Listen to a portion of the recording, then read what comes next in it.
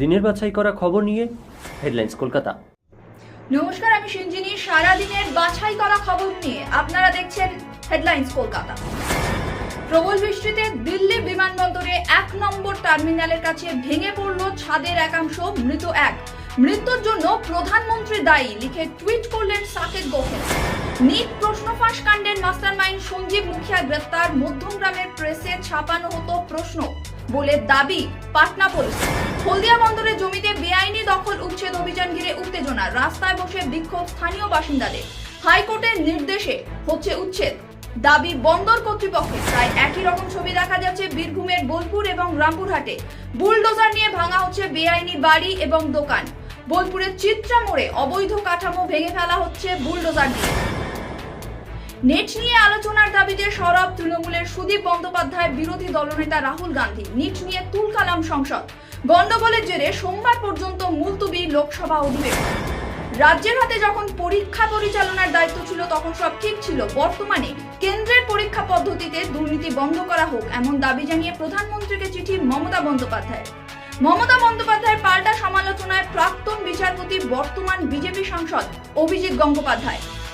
বিচারপতি থাকাকালীন মমতা বন্দ্যোপাধ্যায় তার কাছে বহুবার দুর্নীতি চাপা দেওয়ার আর্জি নিয়ে এসেছিলেন বলে বিস্ফোরক বর্তমান বিজেপি সাংসদ। মাথাভাঙার মহিলা বিজেপি কর্মীকে বিবস্ত্র করে মারধরের অভিযোগ তৃণমূলের বিরুদ্ধে। পারিবারিক অশান্তির জেরে এই ঘটনা ঘটেছে, অভিযোগ উড়িয়ে দাবি তৃণমূলের। মুসলিম বলে বিজেপি করা যাবে না, এই দাবি নিয়ে তৃণমূলের নেতারা অত্যাচার করে ওই মহিলাকে বলে জানিয়েছেন তিনি। কলকাতা বিমানবন্দরে বোমাতঙ্ক। ভুবনেশ্বরগামী এয়ার ইন্ডিয়ার ফ্লাইটে বোমাতঙ্ক। চেকিং চলার সময় এক যাত্রী জানান তার ব্যাগে বোমা রাখা হয়েছে। এরপর যাত্রীদের নামিয়ে তল্লাশি চালানো হয়েছে বলে বিমানবন্দর সূত্রে জানানো হয়েছে। জামিন পেলেন ঝাড়খণ্ডের প্রাক্তন মুখ্যমন্ত্রী হেমন্ত সোরেন। জমি কেলেঙ্কারির অভিযোগে গ্রেফতার করা হয়েছিল হেমন্ত সোরেনকে। আজ ঝাড়খণ্ড হাইকোর্ট জামিন মঞ্জুর করেছে। সায়ন্তিকা রিয়াতের শপথ গ্রহণ নিয়ে এতদিন উত্তাল ছিল রাজ্য রাজনীতি। রাজভবনে মেয়েরা যেতে ভয় পাচ্ছে। মমতা বন্দ্যোপাধ্যায়ের এই মতামতের পরিপ্রেক্ষিতে কড়া জবাব এলো রাজভবনের তরফে। সায়ন্তিকাদের তরফে বিধানসভায় শপথ গ্রহণের আর্জি জানিয়ে কি চিঠি এসেছিল সেটা এক্স হ্যান্ডেলে পোস্ট করে বলা হয়, এখানে কোথাও ওই ভয়ের কথা উল্লেখ করা হয়নি যা মমতা বন্দ্যোপাধ্যায় বলেছেন। মমতা বন্দ্যোপাধ্যায় অত্যন্ত দায়িত্ব জ্ঞানহীনের মতন কথা বলেছেন। চিকিৎসায় গাফিলতির অভিযোগে ধুন্ধুমার রায়গঞ্জ মেডিকেল কলেজ। গতকাল ইন্ডিয়া ইংল্যান্ড ম্যাচ দেখতে ব্যস্ত ছিলেন ডাক্তারেরা, ফলে চিকিৎসার গাফিলতিতে মৃত্যু হয় এক শিশু, এমনটাই অভিযোগ।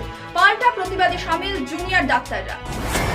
3 দিন ধরে তল্লাশি অভিযান চলছিল রাজ্যের শিক্ষা দপ্তরের কার্যালয় বিকাশ ভবনে। অবশেষে শুক্রবার দুপুরে সল্টলেকের বিকাশ ভবনের গুদাম থেকে বস্তা ভর্তি গুরুত্বপূর্ণ নথি উদ্ধার করল সিবিআই। সূত্রের খবর, ওই সমস্ত নথিপত্রে প্রাথমিক নিয়োগ দুর্নীতি মামলা সংক্রান্ত বহু জরুরি তথ্য রয়েছে। আরো কমে গেল সোনার দাম। আজ 10 গ্রাম সোনা কিনতে অনেকটাই খরচ কম হবে। বর্তমানে সোনার দাম বেড়ে মধ্যবিত্তের নাগালের বাইরে চলে গিয়েছিল, তবে আজ বাজারে স্বস্তি। গতকাল বৃহস্পতিবার 27 জুন 10 গ্রাম 22 ক্যারেট সোনার দাম ছিল 65,750 টাকা। আজ শুক্রবার সমমানের সোনার দাম হয়েছে 65,740 টাকা।